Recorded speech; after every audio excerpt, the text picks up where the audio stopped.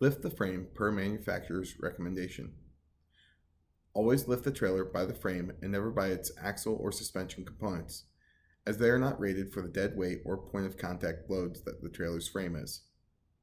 Never go under the frame unless the frame is properly supported. Next, you will need to remove the lug nuts holding the tire in place. Keep in mind while doing so, if using an impact, to ensure that the socket has come to a complete stop before trying to press it onto the next lug nut, as this could round the corners of the lug nuts and cause damage. Next, remove the tire and set it aside. Remove the dust cap by using a flathead screwdriver to pry it out from the hub assembly.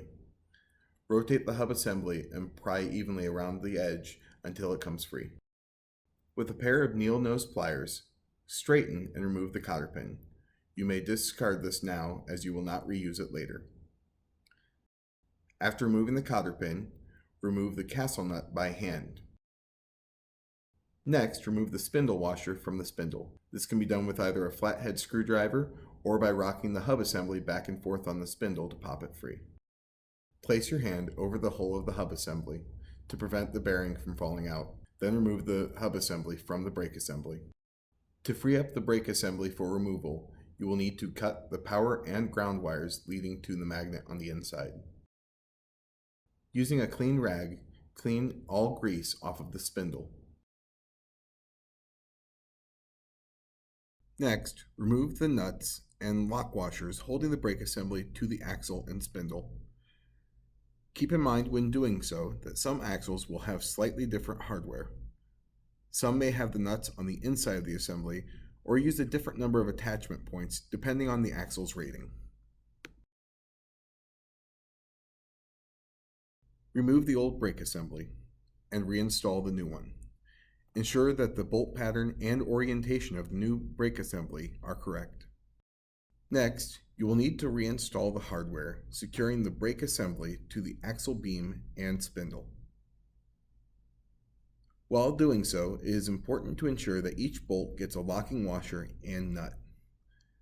Start each nut by hand to help avoid causing issues like cross-threading, as this could require you to order replacement parts and repeat your hard work.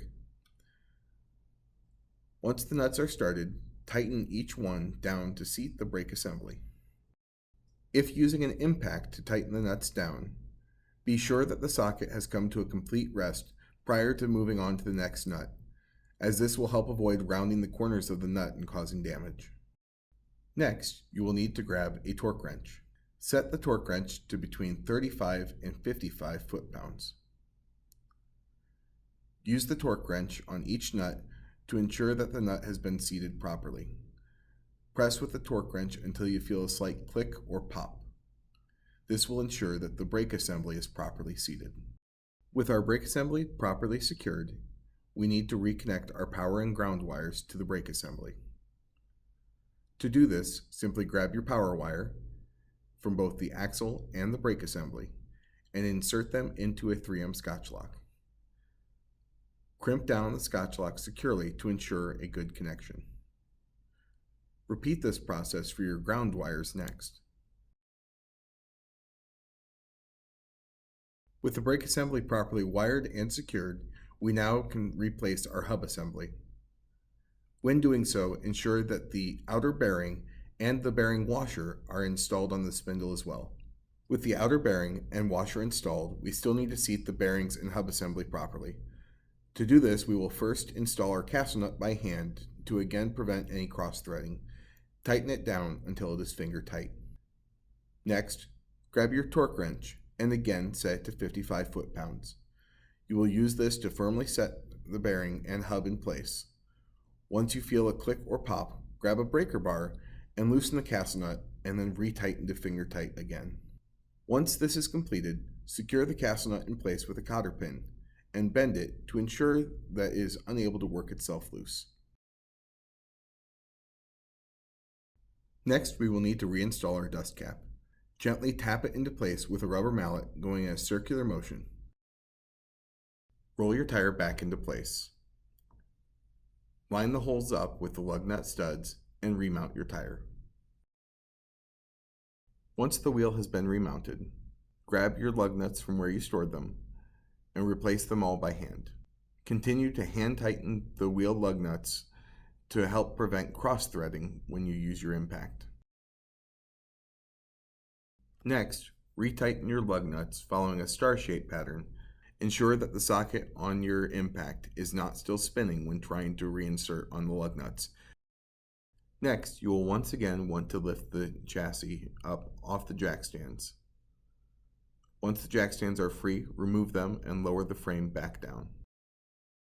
With the tires back on the ground, grab a torque wrench and tighten each lug nut down to the recommended torque specs found in the service manual. Tighten your lug nuts in the same star pattern you used to tighten them down with your impact. Check and retorque your wheel lug nuts after 10, 25, and 50 miles, and check periodically during regular service.